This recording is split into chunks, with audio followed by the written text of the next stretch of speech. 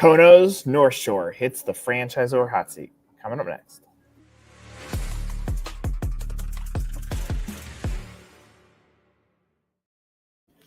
Stan, I mean, my vision was to make this a hot seat where I ask really, really tough questions, but then my opening question creates such a gentle thing, and then there's nothing for me to challenge anymore. So, Stan, thanks for doing this. How did you accidentally fall into franchising? What's your franchise backstory?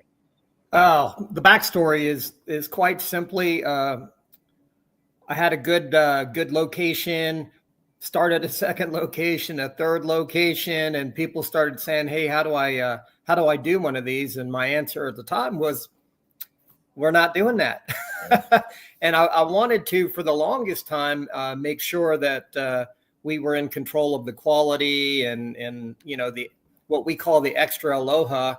And then finally we said, if we wanted to get some sort of global presence, because we were having people from Australia and Japan call us, I said, let's bite the bullet and do this and see what we get out of it.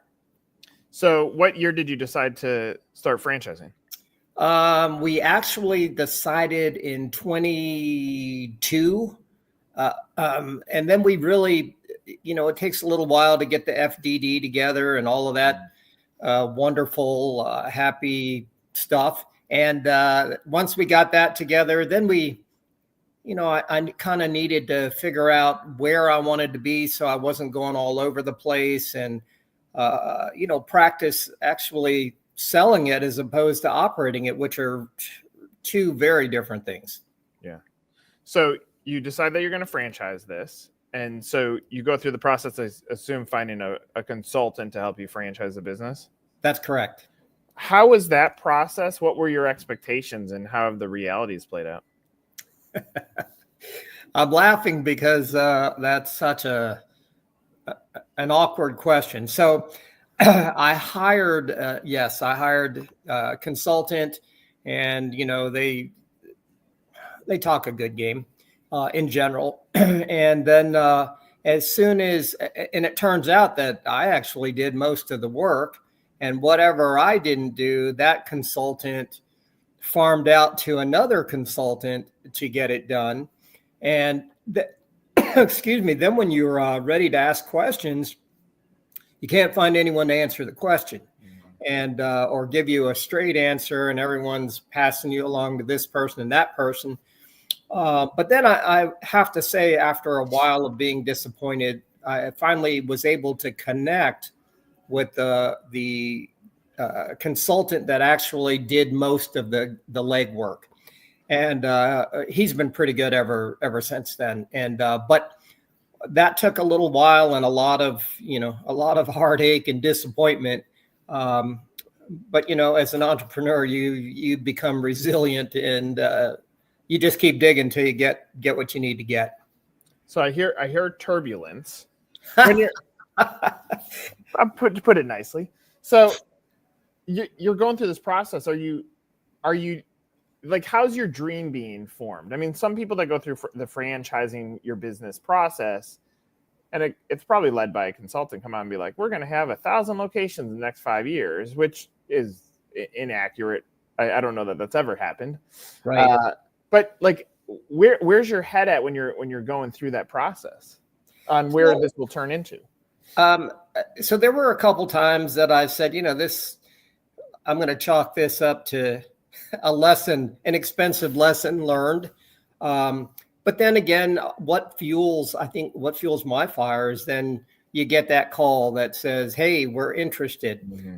But then you get to the next level of reality where, 95 or 98% of who you talk to, they're just kicking tires, and they have no interest in actually doing it. They're curious, and it's like buying a car. They're going to go look at cars, and but they're not really ready to buy.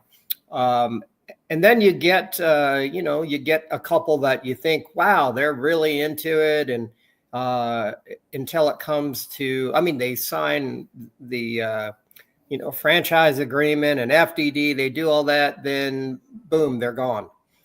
So what I think I've learned is to temper my expectations with reality. And I think the other thing is, I don't want just any franchisee. I think I'm looking for the ones that actually care about quality, about reputation. And so I don't need a 1,000 franchisees. What I need are some good ones that'll get out there and spread the word and will grow the brand within themselves. How many franchisees do you have currently? None. So we are probably about to close one, but I don't want to jinx myself, so I'm looking for some wood to knock on there. We came close to having another one, and they're the ones that ghosted us. But we have one that's already signed a lease and an FDD, and we're just waiting on their franchise application. And I think this one's going. That's great. So turbulent, but you see some optimism, and you've built up 5 locations so far? Correct. How has it been going outside the island and going to Las Vegas? That's a tough one. We had to make some changes there. We actually added some some chicken items that we added them in Hawaii just to be consistent, but not really as quick as we had hoped. But what did help us really is we added a food truck to that location. And what we found out is that food truck, when it's out, drives business to the restaurant. And when we found that location, we strayed from our business model size. And what I would tell people is our size is 800 to 1,200 square feet. Don't go any bigger. You pay for space that you only use sometimes. But I think what we're finding out is that whole food truck, when you're out at a festival with 5,000 people, you get a lot of those people coming into the store, and that's helped us grow. That's huge. So deciding was there a strategy in opening in another state to see whether you could do it or not, or what was the mindset behind that? Yeah, we wanted to, when we decided to do this, we have a separate company that runs the franchising, an internal company. And we wanted to set that up, of course, in a tax-free state, and hence Nevada. Beyond that, when we talk about training, we wanted to make it affordable for people to go and train. And going to Hawaii is not a cheap trip.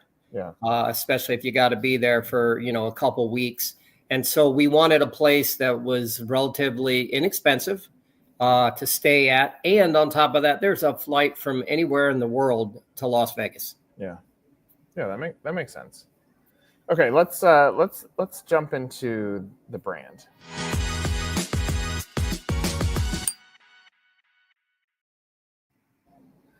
So if I break down the buyer mentality, it's fairly simple. Like the boxes they have to check. I have to believe in the product. I have to believe in the vision. The cost to get in has to be sound with what I can make. I got to be able to open where I want to open, and I have to hear validation. Obviously, as a new franchisor, the validation side is going to come from customer feedback.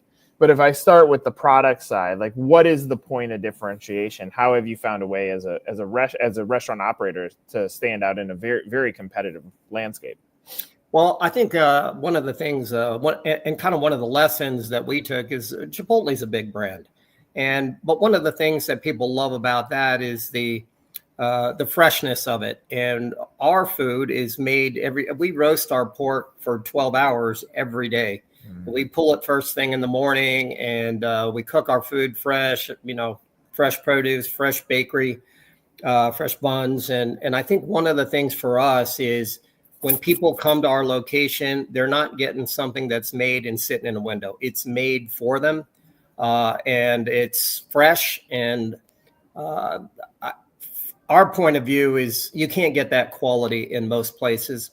Hawaiian food is an emerging food, and I think in Las Vegas they call it the ninth island, and so that's where we thought we would test it out and see. Not only is there a base of Hawaiian population here or Pacific Islander population, but people want to try the food. And it's not, when you say Hawaiian food, it's really all about the pulled pork, and it's a smoked pulled pork. It's so tender, you can pull the bone out of it right when you pull it out of the oven in the morning. And that's our sales, is just try it, taste it. But you had to add the chicken because you found that there was a lack of willingness to try pork? Well, so I think we added the chicken because we get those people that come in, they're with a party of 6, and they say, oh, do you have what? Somebody says, is there anything besides pork?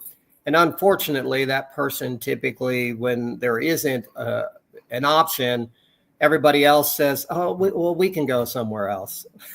And so we added the pulled chicken, and we don't really sell that much of it, but it takes care of the people that come in and need an option. Yeah, it eliminates the veto vote, so that That's you found exactly a right. way to keep the rest of the party. Yes. Yeah, I mean, it's fascinating. I would imagine like the style of cooking applied to chicken, it's got to be fantastic chicken still. It's wonderful. Yeah. Yes. Okay, that's great. Let me get into the investment.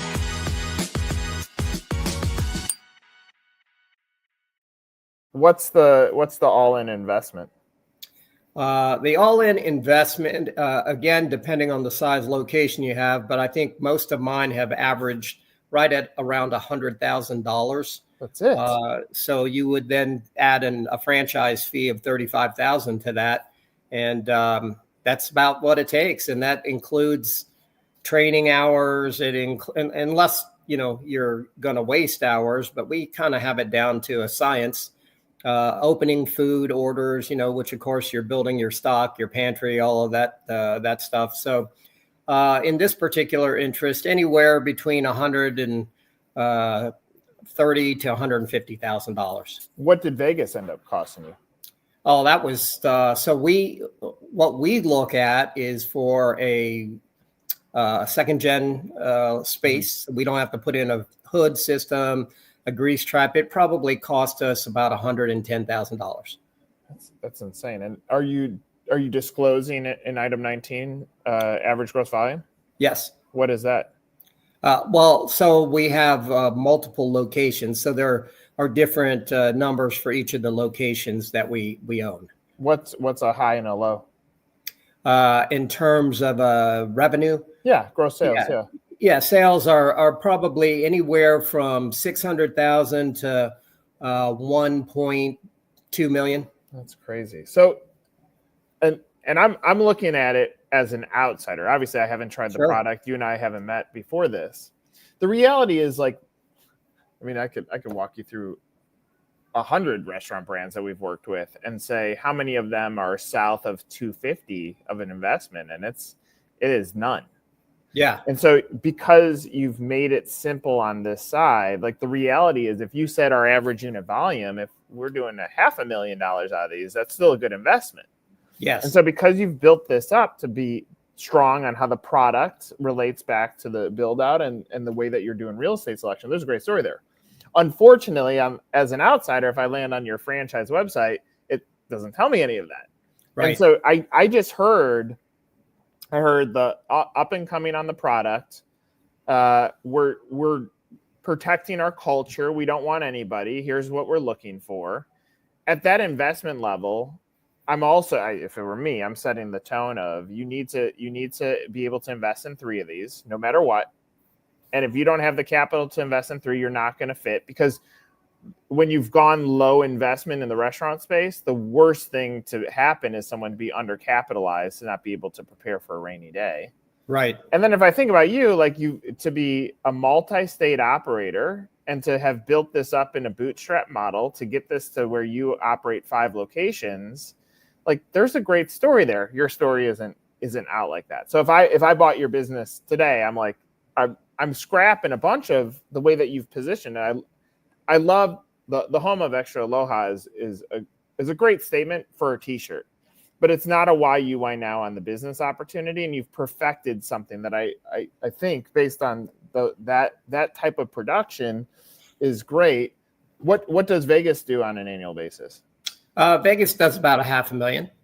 I mean, so great. So again, like I said, what the magic number needs to be at a $250,000 investment, and you're and less than, we need to do a half $500,000. So that's where like, and I think part of it is poor advice in the consulting side. Like any consultant's like, I'm going to franchise your business, and then they're like, go, but they don't set up the rest of the foundation to say, well, who's the audience that we're speaking to when you get to the franchise portion of the website?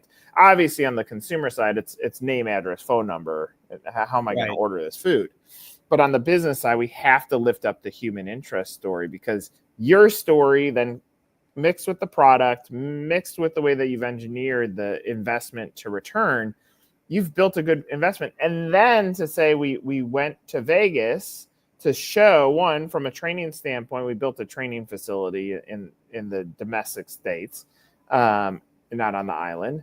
And we figured out a way to operate in still a successful way outside of our core. And there's so much magic in those pieces of the story that if some of that bubbled up to the top, now your positioning is a little bit more stronger for the candidates that might be thinking about, I want to get into restaurant space.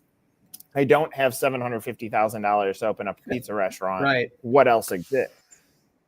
Yeah, I see your point there. Absolutely. Yeah, I think we get all of the recommendations about some of the technical.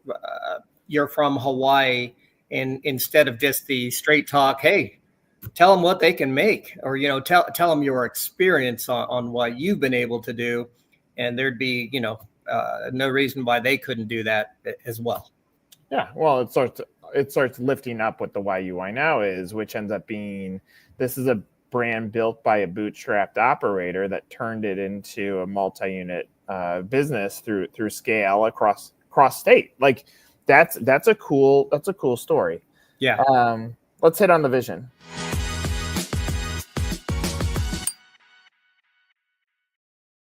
All right. Every time I've mentioned consultant, you chuckle. So let's put all that. We'll put all that to the side. Now that you know what you know, what's the vision say for the next year? Well, I think for the next year, we'd like to get in 4 to 6 new locations, but have those locations be with operators that want to do multiple units, so that the second year we're going to get their normal growth that they're looking for to help us grow. I think at the end of 5 years, I'd like to have, I'm going to be honest, and I don't want it to be huge. I want it to be 75 quality domestic locations and 25 international locations. I would like to be in Japan, because I think there's the pig on a surfboard does really well there. And we sell a lot of merchandise to Japanese that are in Hawaii. And then maybe, Japan and Australia together, between the two of those, the surfing culture in Australia lends itself to us.